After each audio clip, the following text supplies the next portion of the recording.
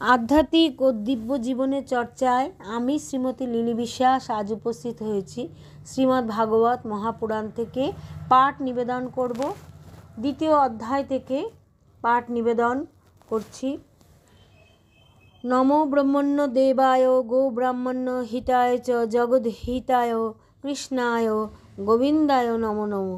হে কৃষ্ণ করুণা সিন্ধু দীনবন্ধু জগৎপতে গোপেশ গোপিকাকান্ত রাধাকান্ত নমস্তুতে।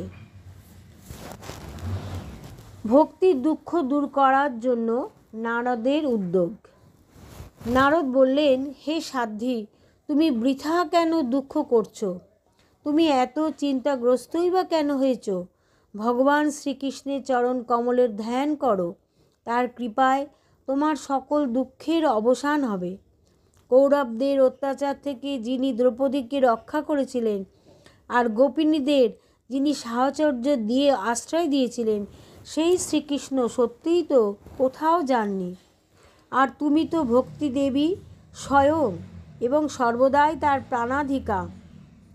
তোমার আহ্বানে তিনি তো অতি নিচু ঘরেও চলে আসেন। সত্য, ত্রেতা আর দাপর এই তিন যুগে জ্ঞান আর বৈরাগ্য ছিল মুক্তির সাধন, কিন্তু কলিযুগে তো কেবল ভক্তি ব্রহ্ম সাহায্য অর্থাৎ মোক্ষ দান করে। এই ভেবেই পরমানন্দ চিন্ময় মূর্তি জ্ঞানস্বরূপ শ্রী হরি তার নিজ সৎস্বরূপে তোমাকে সৃষ্টি করেছেন। তুমি সাক্ষাৎ শ্রীকৃষ্ণের পরমা সুন্দরী প্রিয়া।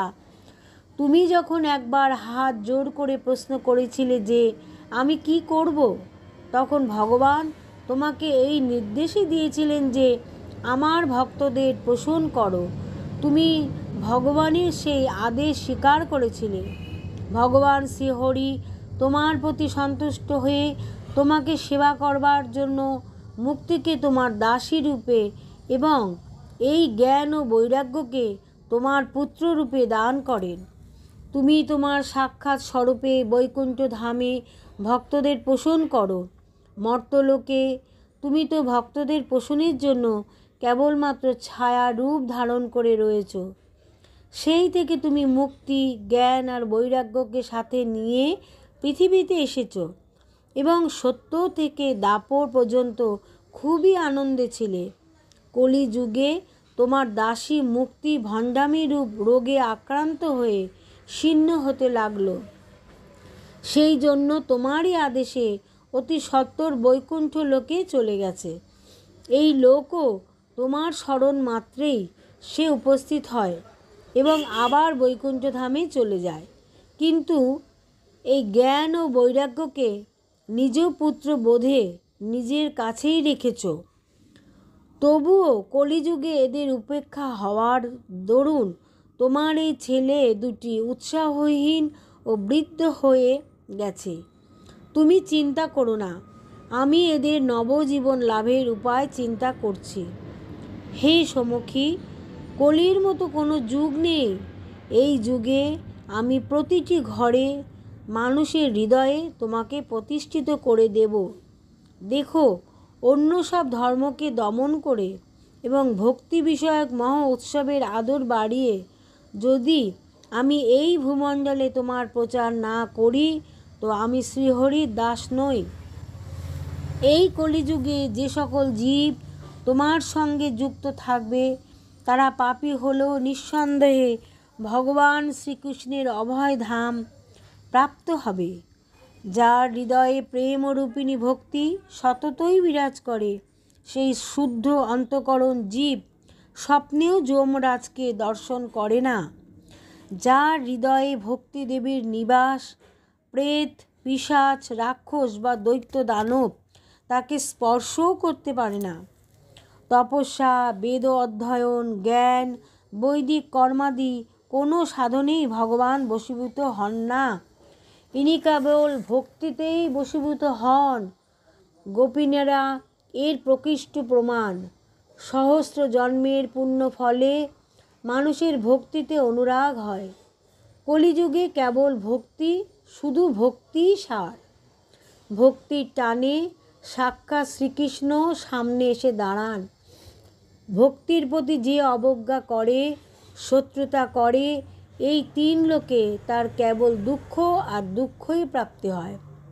পুরাকালে ভক্তকে তিরস্কার করার জন্য দুর্বাসা মুনিকে অনেক কষ্ট পেতে হয়েছিল।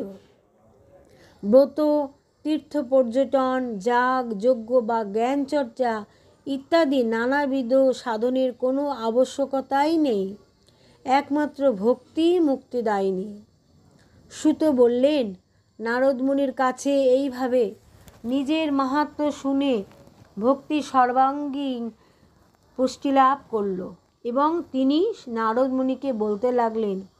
ভক্তি বললেন, হে নারদ মুনি, আমি ধন্য, আমার উপরে আপনার নিশ্চলা প্রীতি রয়েছে। আমি সদাই আপনার হৃদয়ে থাকব, কখনো আপনাকে ছেড়ে যাব না। হে সাধু, আপনি অত্যন্ত কৃপালু। আপনি ক্ষণকাল মধ্যেই আমার সমস্ত দুঃখ দূর করে দিয়েছেন, কিন্তু আমার পুত্রদের অচেতনতা এখনও দূর হলো না। শীঘ্রই আপনি এদের চেতনা ফিরিয়ে দিন, এদের জাগিয়ে দিন।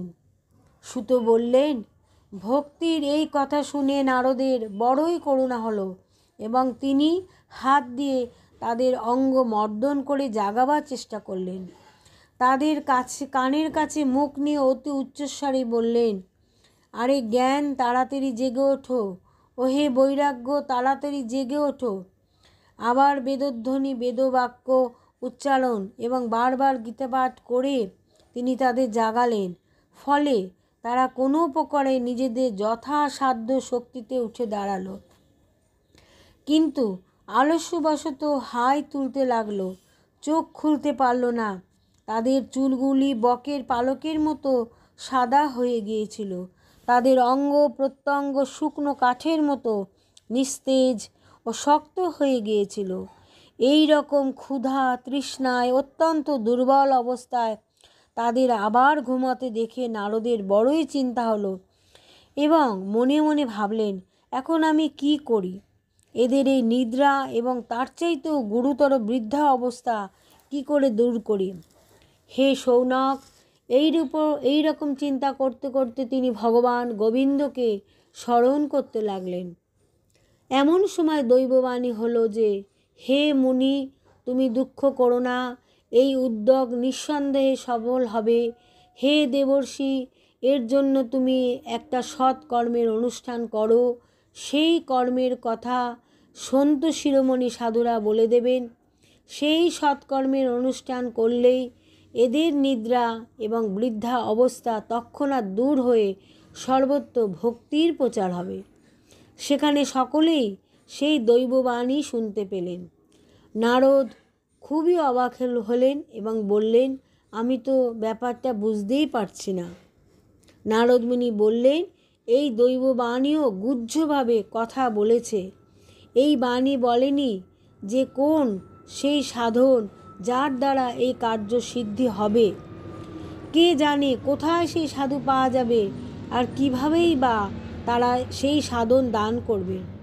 দৈববাণী যা বলল সেই মতো আমারই বা এখন কি কর্তব্য? এখন কি কর্তব্য? আজকে শ্রীমদ্ ভাগবত মহাপুরাণ থেকে আমি প্রার্থনা করলাম, পাঠ নিবেদন করলাম।